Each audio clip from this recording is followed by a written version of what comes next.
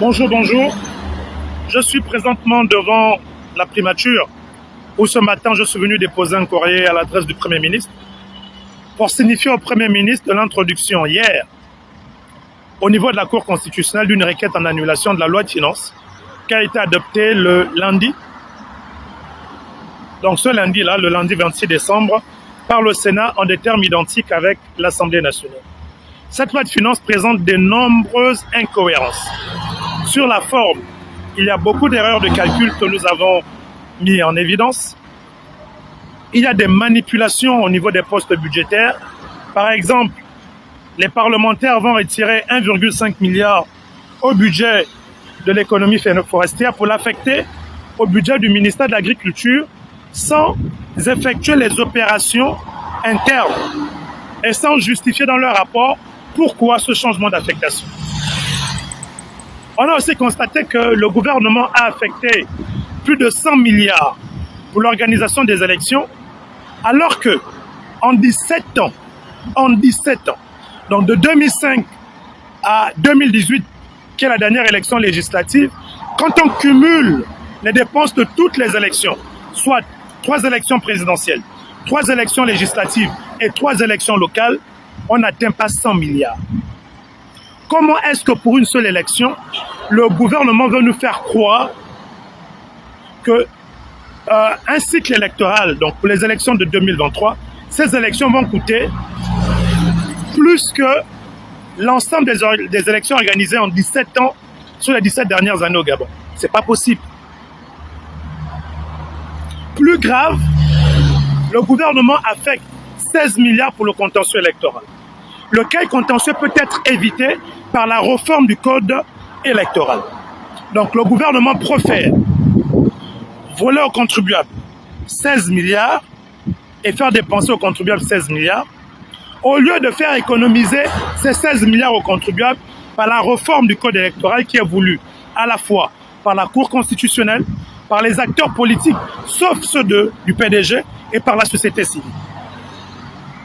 Autre chose plus grave, dans cette loi de finances, le gouvernement dit avoir soit affecté 3 milliards pour la lutte contre la vie chère, mais en vérité c'est un jeu de dupes, parce que pendant que le gouvernement dit affecter 3 milliards pour lutter contre la vie chère, dans une autre main, le gouvernement récupère au peuple plus de 20 milliards à travers des nouvelles taxes.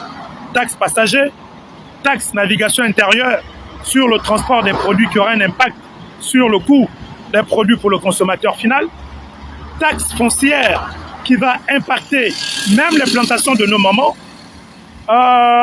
taxe sur les transactions financières par mobile banking, donc toutes vos transactions électroniques vont subir une nouvelle taxe de 0,5%, en plus de la taxe de 7% sur vos transactions électroniques pour, soi-disant, la contribution aux ordures ménagères, la taxe que l'on prélève sur la contribution de solidarité pour l'électricité et l'eau, la taxe que le même gouvernement prélève toujours sur les opérations financières, sur tout ce qui est CSS, sans oublier la TVA de 5% qu'il prélève toujours sur vos opérations financières. Donc nous disons que nous ne pouvons pas continuer ainsi. Vous ne pouvez pas pour une élection budgétiser 100 milliards qui correspond à 3 fois, un peu plus de 3 fois, pratiquement 3 fois le budget de l'ensemble des élections 2016 et 2018. Donc élection présidentielle 2016, l'élection locale et législative 2018.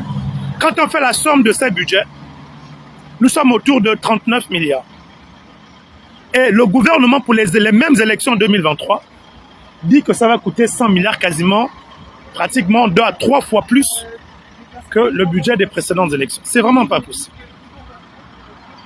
Mais plus grave encore, c'est que ce gouvernement extrait le budget des élections du code et donc de la ligne budgétaire du Centre gabonais des élections pour l'affecter dans les dépenses transversales, pour leur permettre d'utiliser cet argent à leur guise.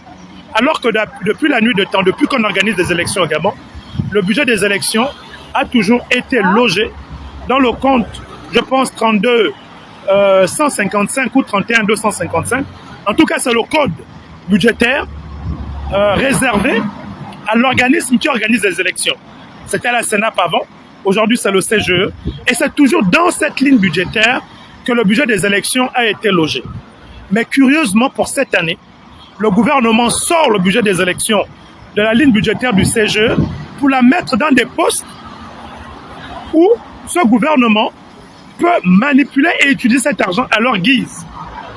Nous disons c'en est un peu trop, et c'est pour ça que nous avons introduit cette requête. Et logiquement, si la Cour constitutionnelle ne lit que le droit, cette loi de finances, pour toutes les questions de forme et de fond, doit être rejetée. Et c'est la première fois que le Gabon va entamer la nouvelle année sans loi de finances, simplement parce que le gouvernement et ses parlementaires, au lieu de privilégier ce pourquoi ils sont payés, c'est-à-dire l'adoption de la loi de finances, ont d'abord privilégié l'organisation de leur congrès, que ce soit les congrès provinciaux ou le congrès national qu'ils ont organisé, et ont préféré venir voter la loi de finances 4 jours avant la fin de l'année, alors même que la Constitution dit que si la loi de finances n'est pas votée avant le 31 décembre, cette loi de finances, là, le budget de l'année prochaine est reconduit et que cette loi de finances doit être revue. Donc, le gouvernement, sachant qu'il peut avoir des recours, ne s'est pas pressé de voter la loi de finances.